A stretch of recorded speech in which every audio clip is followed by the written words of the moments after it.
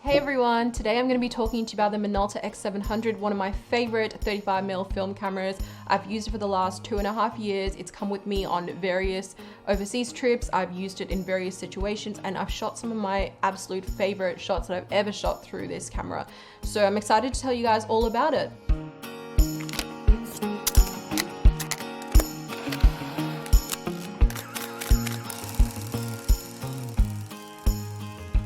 So welcome to another episode of Pushing Film. My name's Sarah. Some of you may have seen me in previous Pushing Film videos, such as the vlogs or live streams where I featured alongside Hashim. But this is my very first YouTube review ever. So go easy on me, but not too easy. Let me know how I go. I'm keen to do more of this stuff in the future if it goes well. Is true. Believe that thing you said. So in the description below, you'll see that there's chapter markers. I'm gonna try and have this video separated into different sections for you guys to make it easy so you can like refer back to certain parts of it when you're looking at the review. All right, so to give you guys a quick background about this camera and where I got it and all that kind of stuff. So I got this in Japan in late 2017 after I traded in my previous Minolta X300. And ever since then, I've been using the X700 and it's been fantastic. So the Minolta X700 is a Japanese made camera. It was introduced in 1981 as Minolta's top of the line SLR of the time. It came out to rival Canon's AE1 in terms of the features it provided. It's a beautiful, easy to use and functional 35mm camera. I find everything about it, like it feels good to hold. It's beautiful looking as well. I personally like it. Obviously it's up to personal taste. I really like the fact that it's all black. It's more discreet when shooting in certain situations, such as when shooting street. Down the street. See the star turn black. I like how user-friendly this camera is. Obviously, it's not as easy to use as a regular point and shoot, but once you're familiar with the manual controls and how that stuff all works together, this camera is perfect and very intuitive to use. So now to go through some of the features, I won't go into too much detail about every single feature, but I'll talk to you guys a bit more about the ones that I personally found useful through my time using it.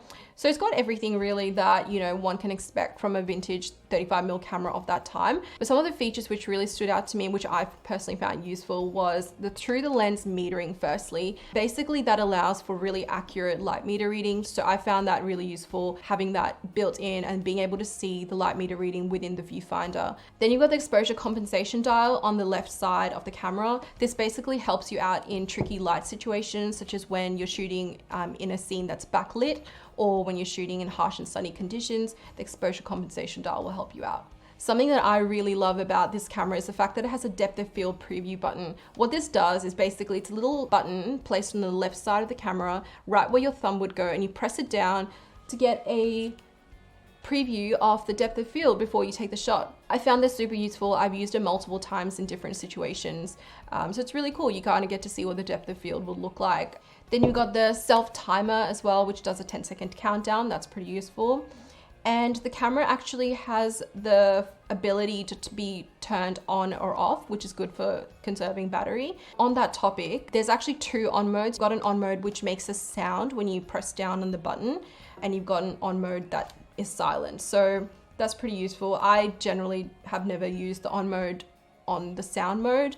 Another feature I really like about this camera is that the shutter release button is touch sensitive. What this means is all you have to do is lightly touch on the shutter release button, and that basically initiates the LED and the light meter system within the camera to start up. So yeah, all you have to do is touch down and you look through and it's already on for you. So this is really useful before composing shots and just having to like, you know, you don't need to half press or anything, you just lightly touch. So I found that really useful. Okay, so this camera actually has, you can shoot in 3 different modes. You've got the manual mode, and then you've got aperture priority and the Minolta program system, which is just the program mode.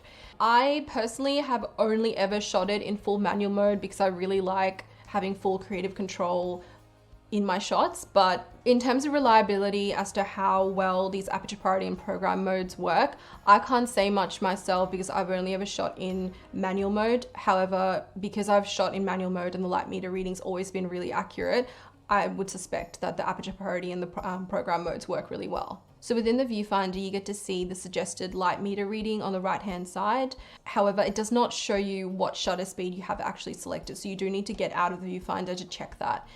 That's something my Minolta XD, my new camera, does have, which is really useful. It also has a little indicator to show you what mode you're currently in, whether it's manual, program, or aperture priority, which is useful as well.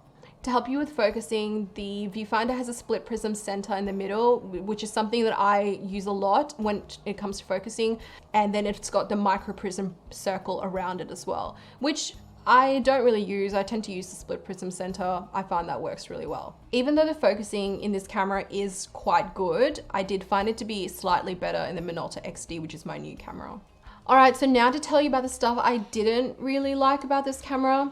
Okay, so firstly, the fact that it can only be operated with a battery and that you can't shoot it without a battery.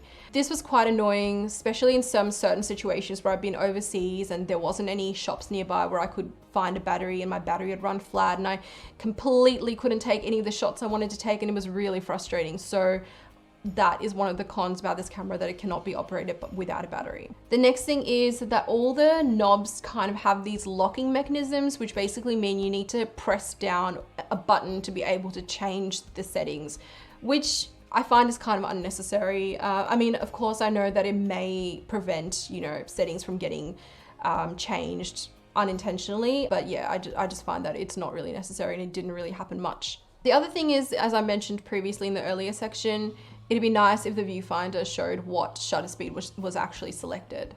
So the last issue that I had with this camera was that due to the fact that it's made with a lot of plastic components as opposed to metal, made it quite susceptible to damage. So what had actually happened to me while using it was that one of the plastic components within the ISO dial had broken off, which basically meant I couldn't change the ISO. So this was really frustrating, and Hashim actually had to open up the knob and then glue back the little plastic component that had broken. That lasted a while, but then during my Japan trip, right towards the end, thankfully, it broke again. So that was quite frustrating. So yeah, after I got back, Hashim had to glue back the little plastic component again. I don't know how long it's gonna last. I have moved on to another camera in the meantime, but yeah, that's one thing I wish was better about this camera, is the build quality. So now I'll just talk about in what kind of situations I've used this camera. So I've used it in both really hot and humid, like we're talking 40 degrees plus 40 degrees Celsius plus weather, plus also cold and snowy and also rainy conditions. And this camera held up fine in all of those conditions. It didn't really show any signs of it not functioning. So overall, for the price I paid, which was like 6,000 yen, and traded in my X300 to get this X700, it has been a great camera to use. Like, I can't fault it other than the things I've mentioned before. It's a really good 35mm film camera. I've used it to shoot so many different things. Like I mentioned earlier, some of my best shots I feel have been taken with this camera here. So I've taken portraits, I've taken landscapes, I've taken architectural shots, and also just like memory shots of family and friends and loved ones. Sun up, sun down. I know now you are the one. I know now, and that my love is all there is. So after having used the X700 for about 2.5 years, I upgraded to the XD, thanks to Hashim for surprising me with it. This is it here. It is an older camera, but it is made mostly with metal, which makes it more durable and less susceptible to damage. It can also be operated without a battery, which is a great relief, especially if I'm going to be stuck in another situation where I can't find batteries around me if I'm overseas. So that's a peace of mind for me. So it also has a little window within the viewfinder which tells you what aperture and shutter speed you've selected. So this allows for faster shooting time, which I find really useful. So you don't need to keep coming out and checking what setting you're on. Also, it doesn't have any of those annoying second buttons that you need to press down to be able to change the knobs, which the Minolta X700 has. Overall, I do need to use the Minolta XD more. I haven't used it too much since being in lockdown. Yeah, I need to use it a bit more to form a stronger opinion about it. So with the X700, I did like that it had the grip as well, which the XD doesn't have, and also that it can be turned on or off to prevent accidental shots, which is something I won't be able to do with the Minolta XD. So if you're in the market for your very first 35mm film camera, this could be the one for you. I highly recommend it. Or even if you're just looking for your very first everyday shooter without spending a ton of money, this is something that I would recommend as well. If you do have a bit more allowance in your budget, it might be worthwhile going for something like the XD. But again, if you're on a tighter budget, you can't go wrong with the Minolta X700. It's a great all-rounder, beginner-friendly 35mm SLR camera. Alright, so that was the review of the Minolta X700. I hope you guys enjoyed that review. Let me know how it went in the comments below. If you have any questions, just feel free to ask. Hashim will probably answer those for me. Thanks again, and see you soon.